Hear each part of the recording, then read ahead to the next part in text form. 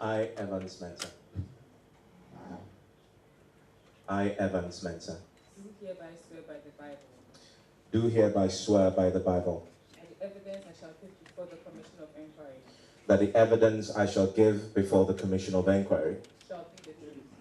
Shall be the truth. The whole truth. The whole truth. And nothing but the truth. And nothing but the truth. So help me God. So help me God. Please be reminded that by the oath you've taken, you've made a promise to speak the truth, and failure to do so constitutes an offense for which you be liable to punishment. I understand that.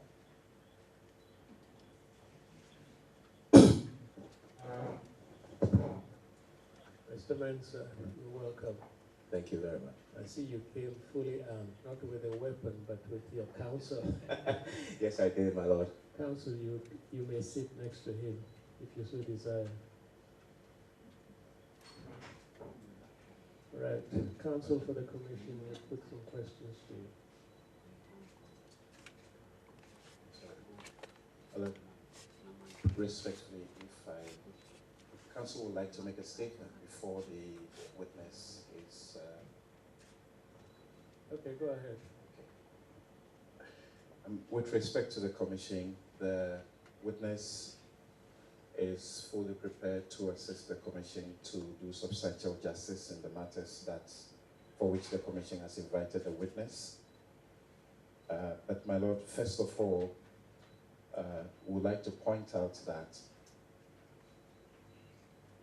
subsequent to the invitation dated the 15th of February 2019 to the witness, there was one sent yesterday requiring the witness to produce videos, discussions, among other relevant material that is in their custody as a result of the work they have done in respect of the matter being investigated. The time was limited, and so what has been supplied the commission is not the full complement. So the witness will seek leave after his testimony today to be able to furnish the commission with a full complement. Then we discovered also that the invitation did not appear to be fully compliant with the Commission of Inquiry Practice and Procedure Rules 2010, particularly Rule 8.2, requiring that the invitation should include mandatorily a statement indicating the reasons for which the witness is being invited. That notwithstanding, the witness understands that he's here the non-target witness and is ready to proceed. I'm grateful. Thank you very much. We have taken note of your opening remarks.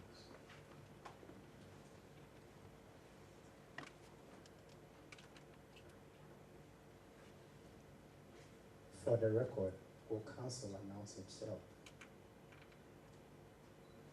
With respect to the commission, I'm Samson Ladi Anyanini.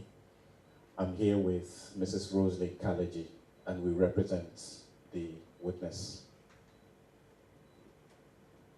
Thank you very much. Mr. Evans, you're welcome. Thank you very much. Now, for the purposes of the record, please state your full name. My name is Evans Mensah. What do you do? So then, I should rather address you as Mr. Mensah. Yes, sir. And not Mr. Evans. My Lord, yes. Very well. What do you do by way of profession? I am a broadcast journalist. For how long have you done that? 15 years. It is right for me then to describe you as a very experienced broadcast journalist. Am I right? You can say that, my Lord. Very well. What organization do you work for, Mr. Mensah? The multimedia group, my Lord. Do you play any specific role within the organization? Yes, my Lord, I'm the editor, also the head of the political desk. Very well. Is it the case that the multimedia group covered the Ayawaso West Wogon constituency by election? Yes, we did. Specifically, Joy News, where the multimedia group is a pretty huge organization. But my direct responsibility is with Joy News. Very well. Is it a case that Joy News had men across the constituency? Yes, my lord. Will it also be the case that Joy News had men stationed at every constituency? At every polling station? Every polling station I meant. No, my lord. Can you give the commission a general overview as to how your men covered the election? So on the day, before the elections, we had planned, and on the day we deployed a total of 3 reporters to cover the by-election. And they were asked to go around the polling stations. I mean, there were more than 100 polling stations. It's impossible to have a man in each polling station. So in essence, they move around from polling station to polling station. And also had built contacts. If something was happening somewhere, you get a call and then you rush there so that you can get the live, up-to-date coverage for our listeners. In essence, that's what election coverage comes down to. Now, there's been reports of certain incidents during the election. Did your men cover any of the incidents? Yes, my lord. The incident that we are aware of which has become very topical because my domain is in media, is the La Violence incident. And that incident, yes, we had a man on the ground who covered it for us. Yes, my lord. Did your man file any report with regards to the incident? Yes, my lord. My man on the ground filed detailed reports. John uses both radio and TV. We are also online with myjoyonline.com. And so the reports were filed on all these 3 platforms, primarily through television, which then is piped onto radio. And obviously, then the printout, the write-up, it's subsequently goes onto my Joy Online. So yes, our reports on the ground did file reports from the La Violence incident. Do you have copies of that report available? Yes, my lord. As part of the documentations that we have compiled is video and pictorial evidence of what we covered, which we've put together on a pen drive. One of it came before the commission yesterday. In fact, we submitted it yesterday, but we've brought an additional pen drive. It has more videos of our coverage on it. And as my counsel has indicated, we are willing to bring the rest if we get leave to do so after today. So then, if I heard you right, you have already submitted a report, you have another one here, and with leave, you will submit another one later. Yes, my lord. When did you submit this report? The first one on a pen drive came yesterday because we're asked to do so by 4 p.m. yesterday. And so we have submitted one yesterday. And for the record, to whom did you submit? I would not know that readily, but I know my HR brought a copy. Very well. Now, the one in court, before the commission, do you have it readily available here? Yes, we do. We do have an additional pen drive with additional details on it. And you don't mind handing over a copy to the commission? Not at all, my lord.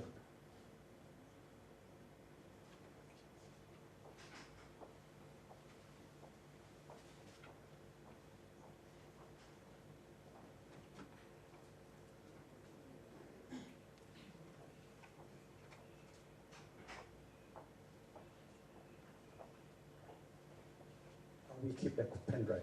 Yes, my lord, you can. Most grateful. Now, did your reporters report on any other incident apart from lab violation? So apart from the lab violation one, which took a lot of the coverage, and as we all know, it dominated the coverage of the by-elections, although it was in one place in violation. We also generally covered voter turnout, the conduct of the polls generally. We spoke to the election officers who were manning the various polling stations. We spoke to the police. We spoke to voters who had turned out to vote. We also spoke to political actors, as in those who were monitoring the polls. We also spoke to the leadership of the various political parties on the day. And so there's a wide range of things that we did apart from the violation, but admittedly, and the way news works, the violation incident dominated the coverage largely. And once it happened, it just took over and became the most dominant and talked about incident during the by-election. Yes, my lord. Yes, my lord.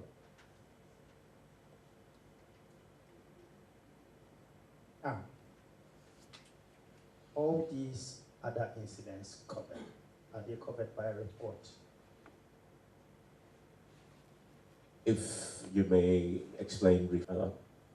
Did you put that into any sort of publication? So, my lord, we have various specific programs that, in essence, carry these reports. So, for radio, we have the 6 a.m. bulletin. I'm talking about these main bulletins. The 6 a.m. bulletin. We have the midday bulletin.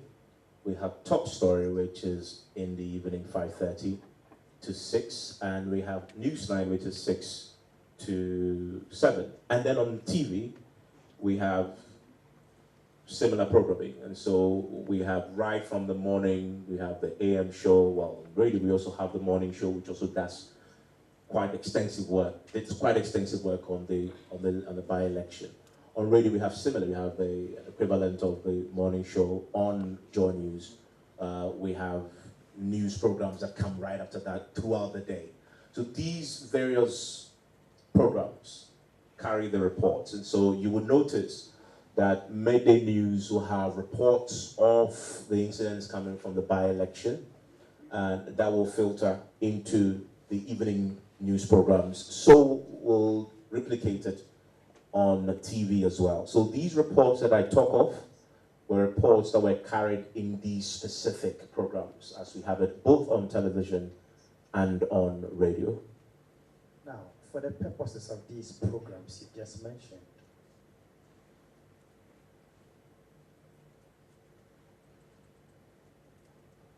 did your men on the ground carry out investigations? Oh, let me rephrase. Did they carry out interviews?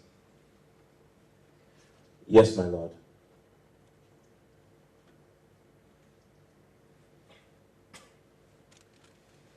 Are all those materials included in where you have given the permission?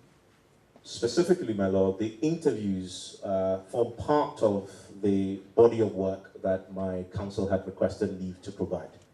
So we'll provide that subsequently if the commission grants us the leave, my lord. How soon can that be done? I would have to consult with because it's a technical work, I would have to get a technical team to locate and hold it on a file. We'll probably have to, because it's huge, television and radio stuff is going to take quite a bit of time. But we can give you specific time once you consult with the technical team that will be doing the search and the uploading onto a pen drive for us to submit. Close of day tomorrow, is it possible? I think close of day, Friday, most likely. Very well.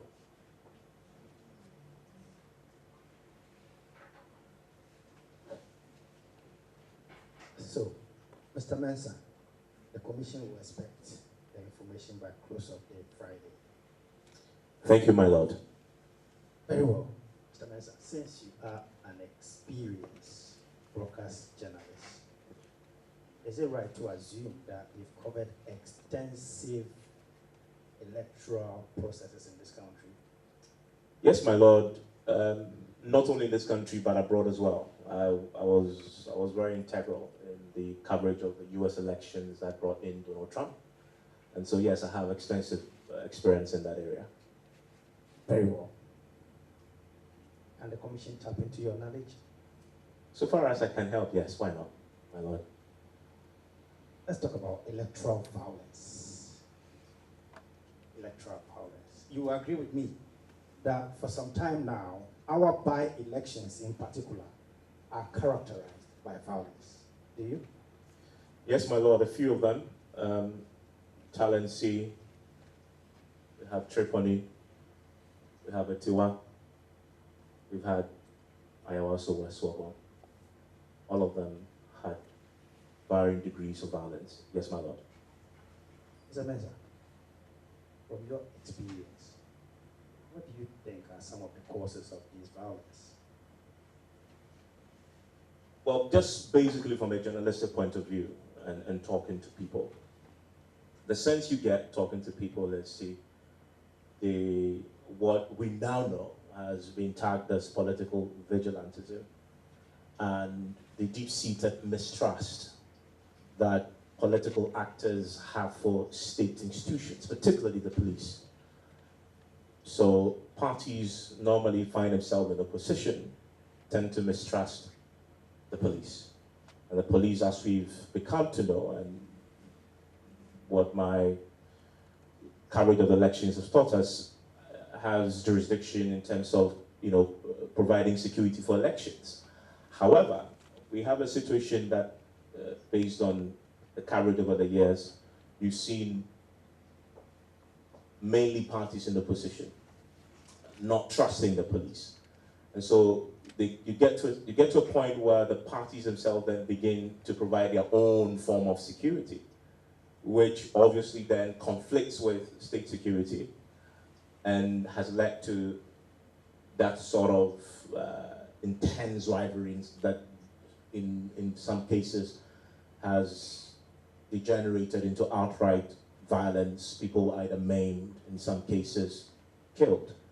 Fundamentally, that mistrust for state institutions such as the police is what tends to have created this scenario where by-elections have become particularly full of incidents of a violent nature. But you will agree with me that the situation is not the same with general elections. Not quite. General elections have also recorded its own measure of violence in varying degrees, depending on the nature of the flashpoint. So time was when institutions like the West African Network for Peace Building, going into an election, will release a list of flashpoints and put institutions on notice about these flashpoints and their potential to degenerate into violence. In fact, the Electoral Commission also has a system where they also identify their flashpoints, and sometimes in talking to the police, they share with the police what the flashpoints are. As journalists, we also are interested in the flashpoints because in deploying reporters, we also, sorry, I need to slow down again. Forgive me. In deploying reporters, we also look at these flashpoints and use that as a basis for our own deployment, because we also want to be in the thick of the action. So we send people to these places so that if indeed the flashpoint means it has a potential for violence, if indeed that happens, then you can report. You can bring our listeners up to speed on what happens. So in national elections, also there has been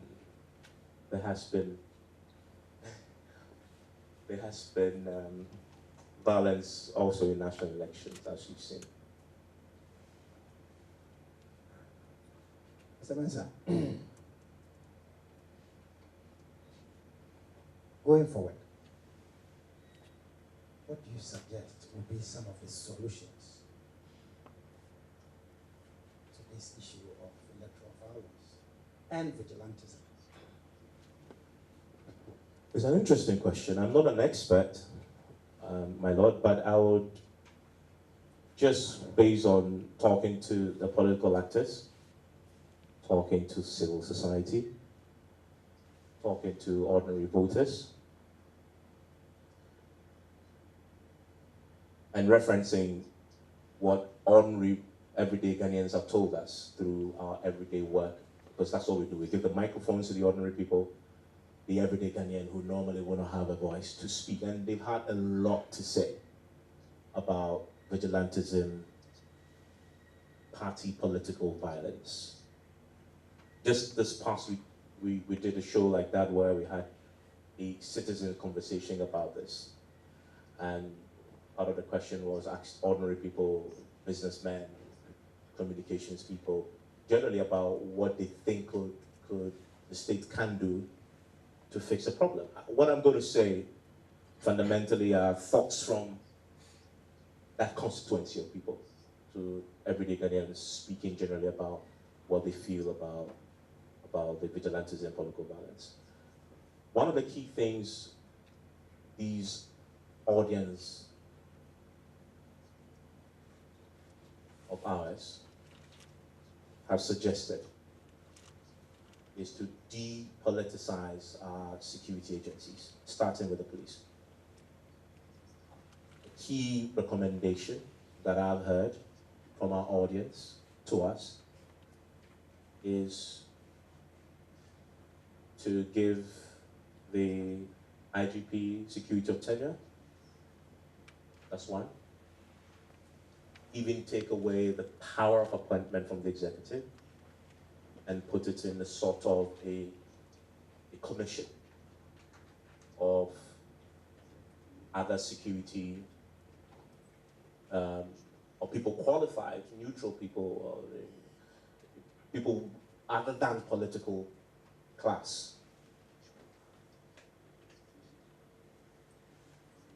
To make that appointment.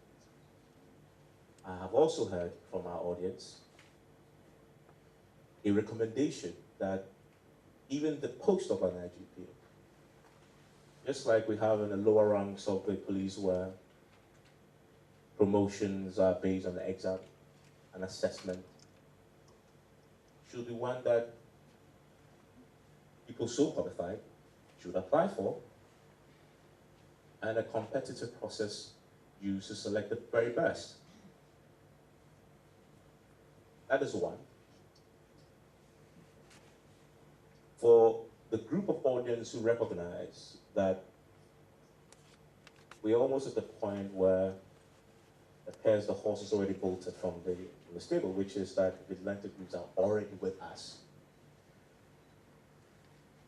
They suggest, one, the political parties must be made, and there's a lot of talk about this, and you get a sense from our audience that they're fed up with the mere talk and no action. The political parties must be made, compelled either by law, to immediately disband these groups. Not only disband the groups, disarm the groups. Because I've heard members of the audience who listen to Joy FM or the Joy News on television say to us that if you only disband, we know that some of these individuals are armed. What do they do with the arms they have if you only disband? It must be a deliberate process to disarm them, either through an amnesty system, which we've tried in the north before, where guns were washed in the north. We provided an amnesty. People can bring their guns either for a reward. The state is buying back the guns. That's one suggestion I've heard from some of my audience, as in how that can happen. And there's another layer of suggestion I've heard, which is how do you deal with the fundamental mistrust that mainly parties in opposition have for the state institutions? Because they feel the institution is politicized. It must be, another suggestion I've heard is to deliberately come up with a strategy that builds bridges between the police and the political parties on a regular basis. You can have a regular forum where they interact. They have direct access to the system, the police system, just as the incumbent party would. And if it's agreed that the man at the top is not appointed by the political class, but by a neutral system of peers or another body not political, that then could be a confidence boosting measure. That's another suggestion I have heard from some of our listeners who have participated in some of the shows that we've done on this subject and will continue to do, my Lord. Now, for the purposes of the record, would you please state the name of the man you had stationed at La Bawaleshi? The man stationed at La Bawaleshi was my colleague, Roland Walker.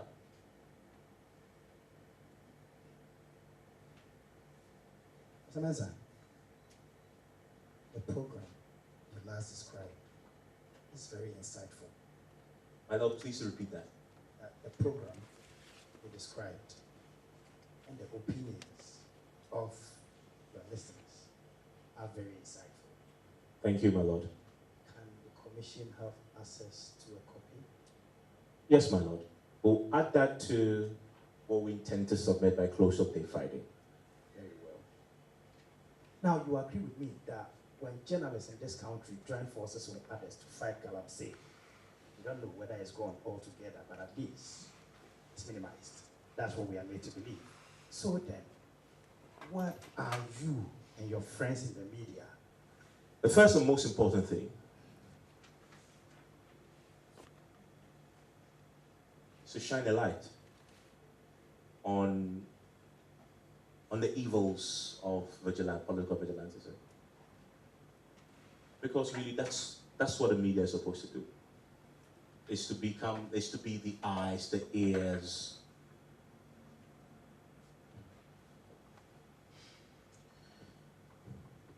of the population.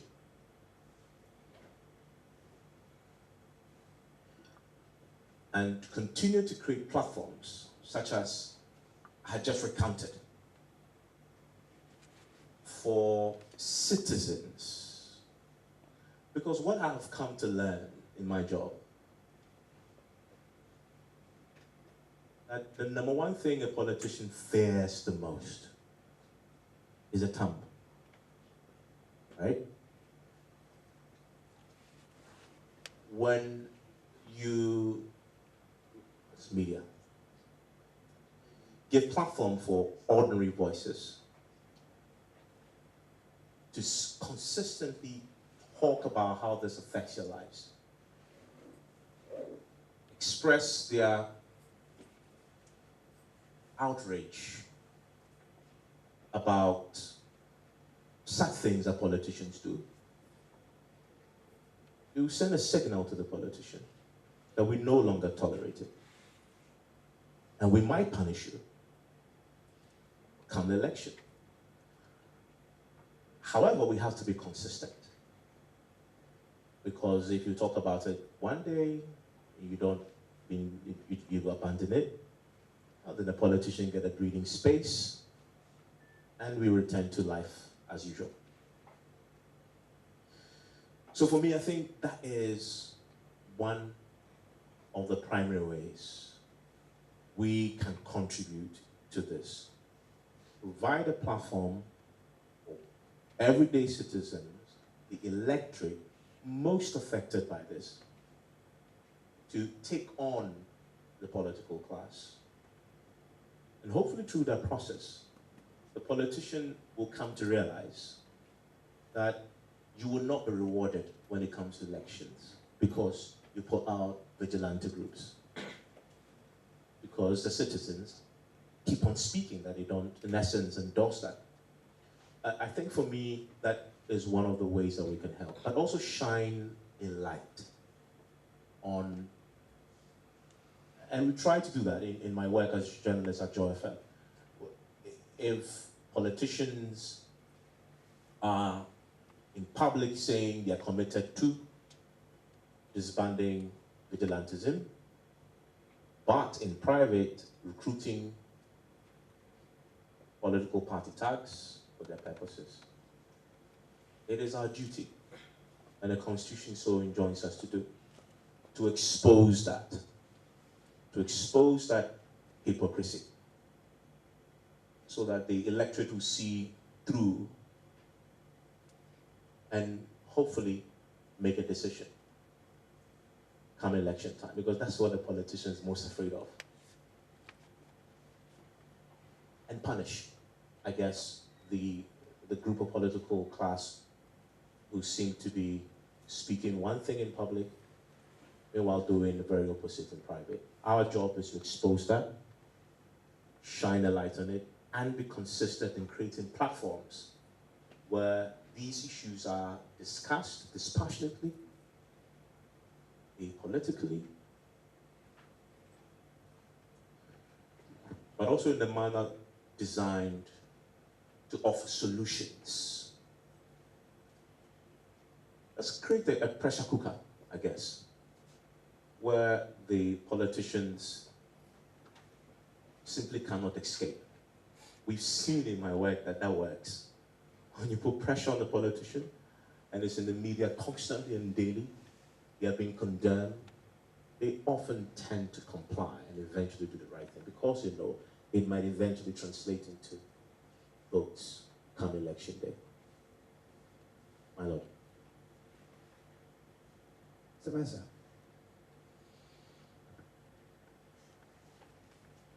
there is a view among a cross-section of Ghanaians that a punishment regime is not strict enough. What do you think? The punishment regime, and I'm guessing, my Lord, for those political vigilantes. That is so. Yes, there's that view. I've heard that view as well.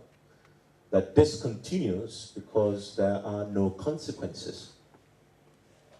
And so you commit a crime, and then you put on a political robe, and then you get away with it. So yes, I've heard that view. And that view has been expressed by our listeners.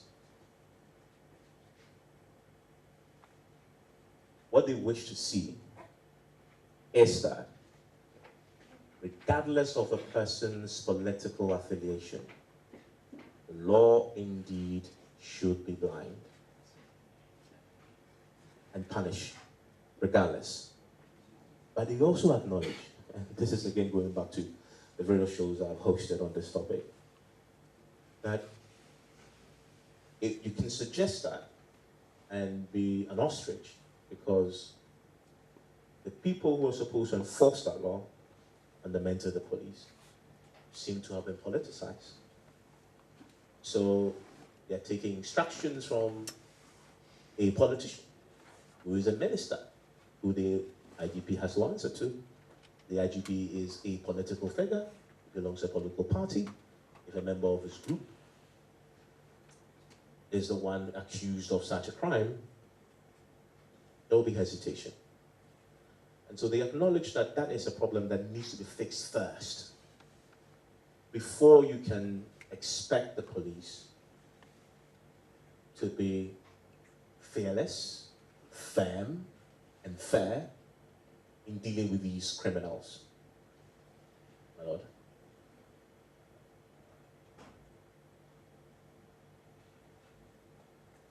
We had one Mr. Murtala Mohammed before the commission yesterday. His opinion is that to say you should ban political parties, vigilante groups, to say you should ban NPP, you agree with him? No, my lord, I do not.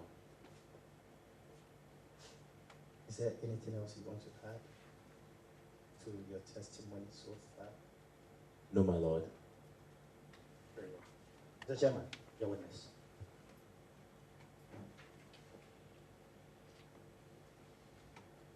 Mr. Mensah, thank you very much for your testimony.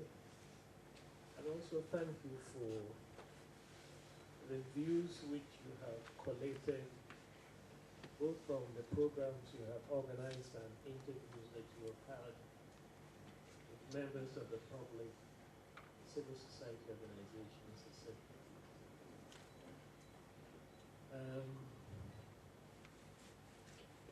Do you think that there is the political will on the part of the two dominant political parties to make the changes which you are suggesting? I'm thinking in particular about the appointment process of the IGP.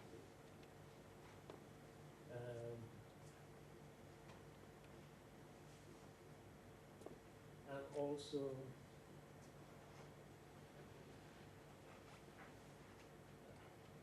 with that, you suggested advertising the position of the IGP. Do you think that there's a political will on the part of the political parties, especially the two dominant political parties, to bring about these reforms? And if there isn't, what then, how then can you achieve these objectives or recommendations that you make? My lord, thank you very much. To the first question, I do not think there's a political will.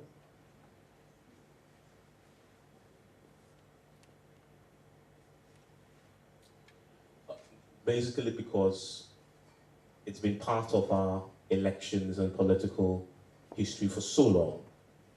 So I've done this for 15 years, and in all the 15 years I've seen this, and almost appears to be getting worse. So clearly for me, from where I sit and from all the work we've done, it doesn't seem to be the political will. However, to the second question, how do you then deal with it if there's no political will? I would say that the power of the state really resides with the people, fundamentally. That, in real sense, will manifest itself through civil society work. That in itself will manifest through work of everyday citizens. And my answer will be posing a question, which is, how committed are we ourselves as citizens and civil society to push the political class? One, to develop the political will, and to make the changes we require. I dare say that from that point of view, we haven't pushed enough. Citizens generally and civil society as well. I mean, there are many tools at our disposal as citizens and civil society that we can deploy, and it's shown to work in the past. The Right Information Bill is a classic example. It's been there for 10 years plus. But in recent reports from Parliament, it's been 10 years, but progress has been made. The last report, the changes, you're committed to passing it this year, they put in a clause to delay implementation for a year once it's passed. But we are getting there. Because there's been relentless civil society and public push for this. It's been on the news every time. For me, I look at that, and that, for me, is a strategy that we can take as well. Take that issue of vigilantism, civil society, ordinary citizens, and make it a daily campaign subject. Unity among civil society, unity among citizens, through various actions, forums, peaceful marches, petitions, demand, persistent at it, no matter how long it takes. we've seen that that works. It will take time, but if it is consistent, I believe from what we've seen in many other things that we've eventually come to either repeal criminal libel law. I mentioned the Freedom of Information Act, which is back in Parliament, and because there's pressure, we can do something. If the citizens, civil society, get angry enough about this subject, media, collectively, I believe we can force the political class to make changes. That imposes a great responsibility on the media to empower the citizenry to hold accountable those in public office and to get them to make changes in the way we do our politics. I'm sure you would agree that the ordinary citizens have not been empowered enough to be able to appreciate the importance of the role that they can play in getting the politicians to behave in a manner that will ensure the peace and stability of the nation. That we therefore have a huge responsibility to arouse the anger and indignation of citizens, because at the end of the day, as you say, the politicians fear the power of the thumb. If the politicians know that when elections are held, the masses will vote in a particular way because of how they have been empowered, then they would act in the appropriate manner. My Lord, I agree with you entirely. And that's why we commit, multimedia is a very powerful institution, to have these engagements on a regular basis, to draw attention to that. And hopefully with the cooperation of civil society, we can get somewhere. And that's a commitment that we definitely have as an institution, my Lord. Okay. Now the recommendation about the appointment of the IGP is something that goes to, strikes at the root of the Constitution.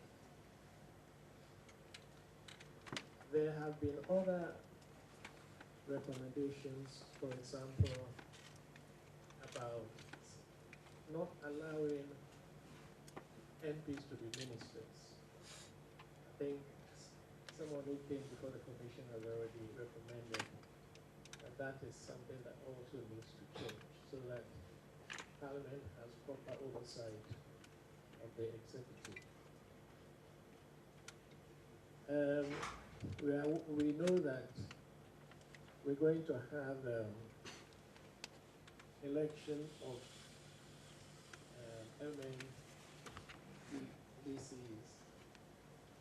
and that would help to redress the imbalance in political control of the various institutions of state. Are there any other recommendations which strike at the root of the Constitution which you think would help to deal with the problem we are facing? I'm sure you are aware that some time ago we did the IEA public consultations on the winner-takes-all system. I'm sure you have studied the winner-takes-all system, the control which the executive has over not only powers of appointment, but the ability to award contracts and absolute state capture. what have you done to encourage the present administration to resuscitate the constitutional review process? That was suspended after the elections in 2016. My Lord, thank you for the question. The constitutional review process, I must admit, is a subject that we haven't touched.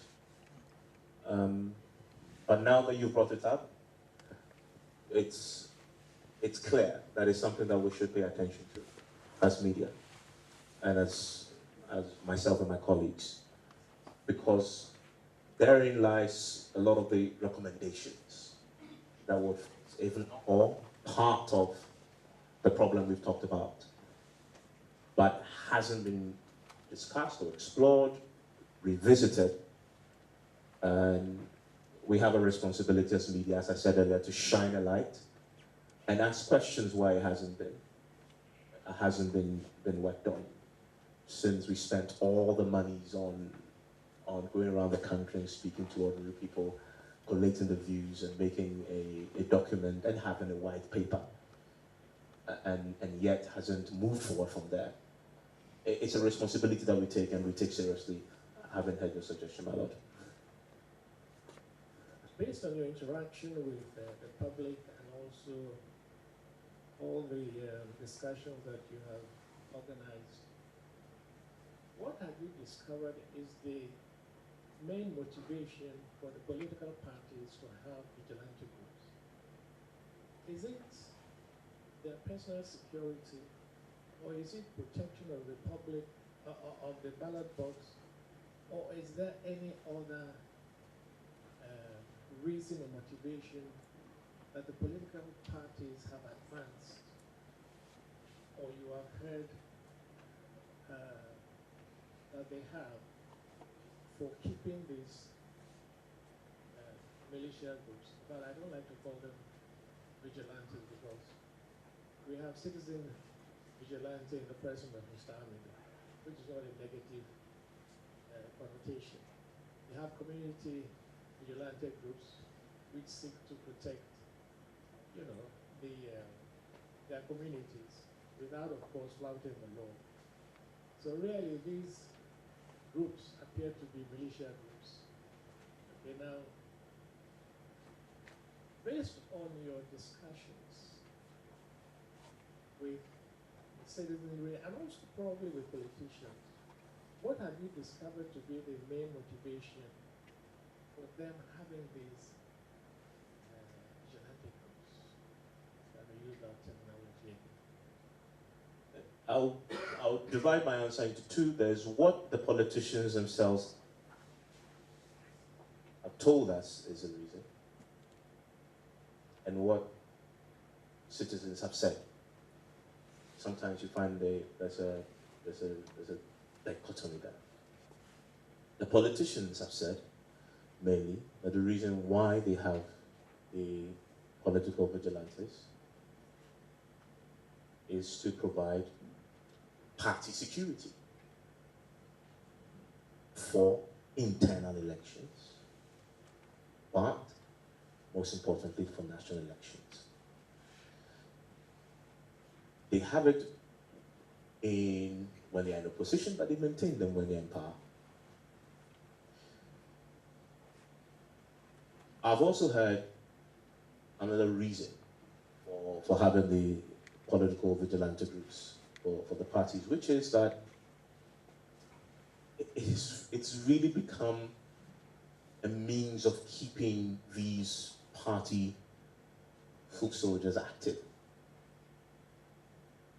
So what tends to happen is when you're in government, you have them. You slip them into the security services, or you then put them on a payroll.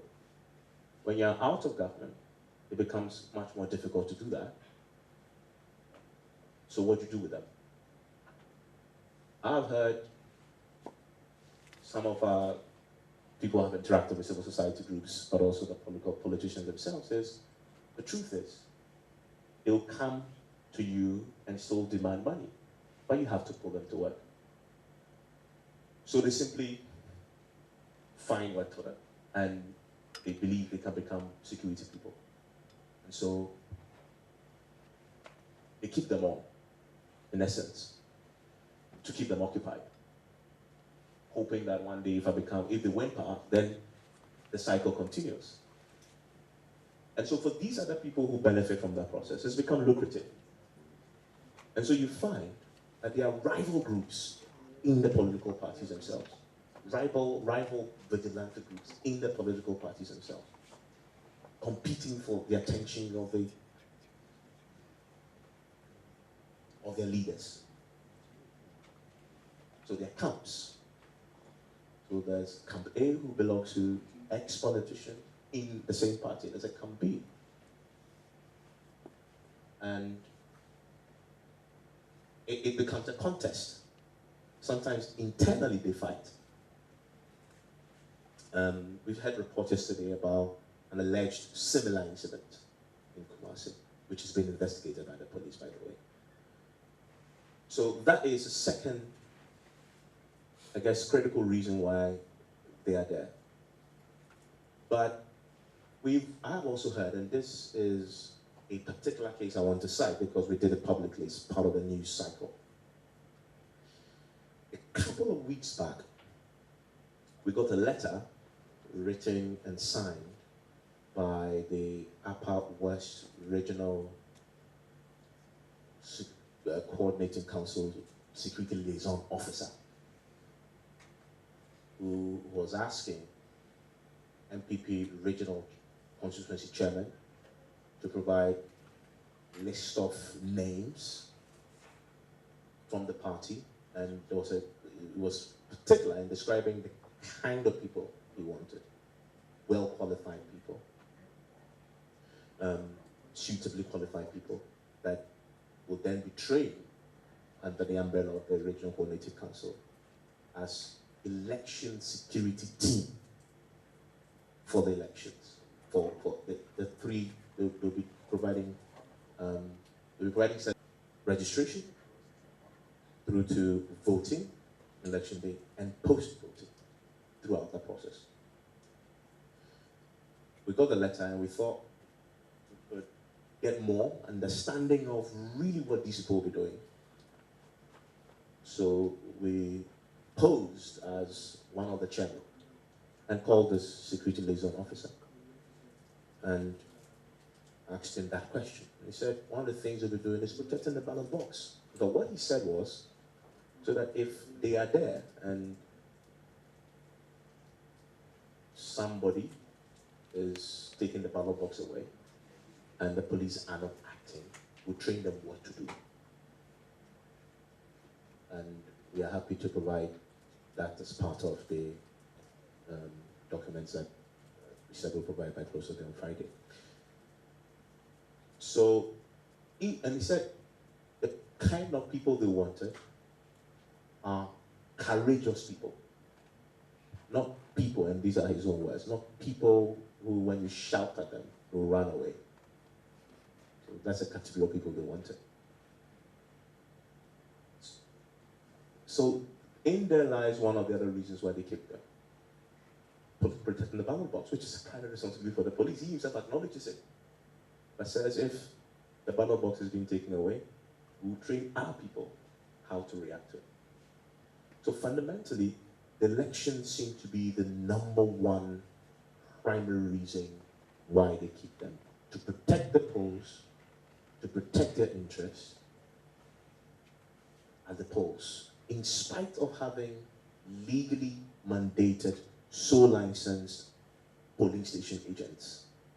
They believe you still have to have this extra layer, well-built, sometimes armed individuals who are courageous, who will not run when you shout, who can give you security and protect your interests at the polls. In essence, my lord, these are the reasons I have come to know based on the work I've done in the last 15 years. We have also had testimony, I think from the Minister for National Security, that the CBB has done a study, and they arrived at the conclusion that these militia groups are owned and funded by individuals in the parties, not necessarily owned and funded by the political parties themselves. How, what do you say to this, this finding or report made by the CBD? Based on your interaction with people, what credence can you give to this? Have you been able to read that the CBD report? No, I have not read the report. However, I have heard citizens, politicians themselves talk about the ownership of these vigilante groups. And both views are captured in what you just said, the CDD report captures, which is one, funding is done by individuals. But in cases, once the individuals fund them, they act in the interest of the political party. So, and the political party will not disown them. So we've had incidents last couple of years, last year and the year before, where some vigilante groups of a political party alleged to have done something. You speak to the party leadership and they tell you on radio that these are men. However, if they commit crime, the law should deal with them. But they argue that it's an association. So it's not a crime to have people associate. But then they create a distinction of you can associate, but when it's either commit crime, then the state must deal with you. So that is the party itself owning the existence.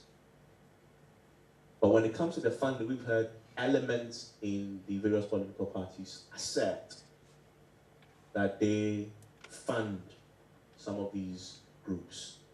So that's what I've come to understand, speaking from the politicians themselves and sometimes even the vigilante group members themselves. Okay, you've also spoken about mistrust by the opposition parties, be they NDC or NPP, whoever is in power, of the police.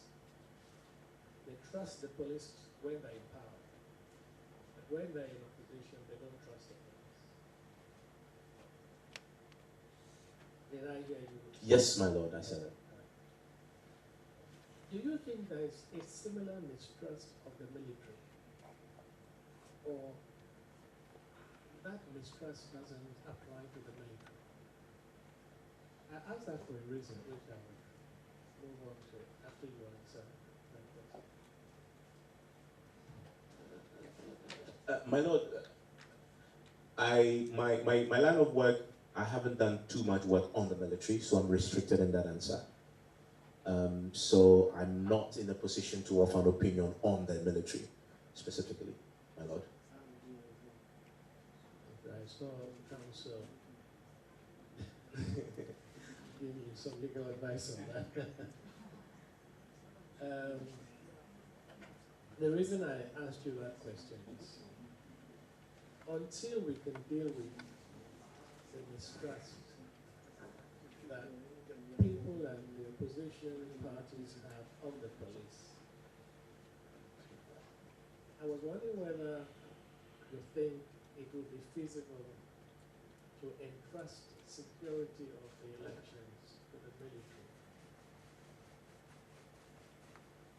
Well, that's a very interesting suggestion, except to say that I have seen in elections, again, this is something that is observable, that in elections sometimes the military work with the police, because I've seen them patrol prior to election, during election day, the military working together with the police, sometimes to police an election. And so if that relationship already exists, I believe based on the right conversations, that can happen. But I'm just doubting the legality of it, because the military has its own role to play in terms of not acting domestically in they have to come under the direction and command of the police. And so I'm sure there'll be legal hurdles there, and I'm pretty sure, having done this work for 15 years, I've seen civil society groups take the military to court when they've acted at the domestic scene. And so that definitely might be a challenge. But we've seen them, just by observing elections, act together with the police. So it's a possibility that can be explored. Now, what about the possibility of immobilizing these groups and integrating them into either the police force or the military force, or finding some avenue to contain them, so that, because one of the reasons that has been given is unemployment. Most of them don't have employment, and this is an avenue for a lot of them. Yeah. But so if the vigilante groups can be immobilized and integrated in some way, in some institution or the other, will that be a possible solution to this problem? no, my lord. The reason why I say that is I've heard politicians say in the last few weeks about what happened in Ayawaso, that the people that they saw, that we've now come to know from state actors, are members of the national security team. I've heard political actors on the other side say that they identify some of them as party activists who have been integrated. And that feeds their mistrust. And so I dare suggest that that is already happening. The integration is already happening. And that once the party comes to the power, then they integrate their people into the service, allegedly. And then the other side, knowing that that happens because they've been in power before, then don't trust the system anymore because they now have lost the ability to now put their own people. But they know because we did it, they've done it, and so they have their people there, and so they don't trust the system. So that could, I believe, possibly worsen it if we agree to integrate these elements into the security services.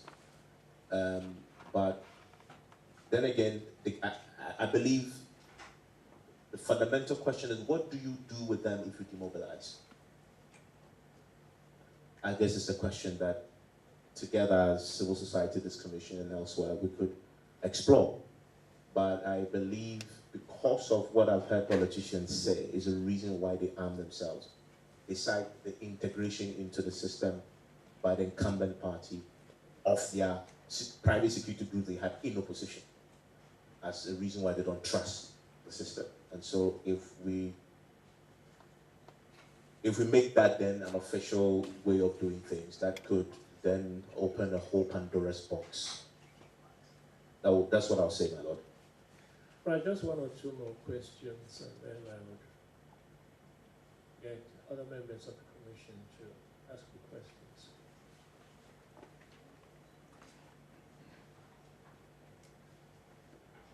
Based on your conversation and the consultations you have done with civil society groups and the public,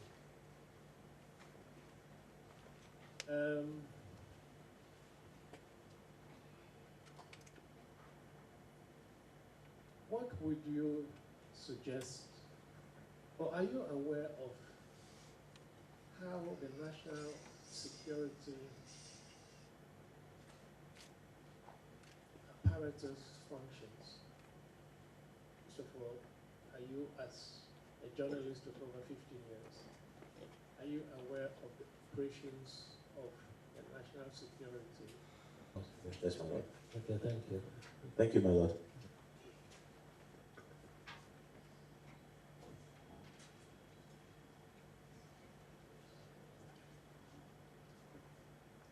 Okay, you may leave.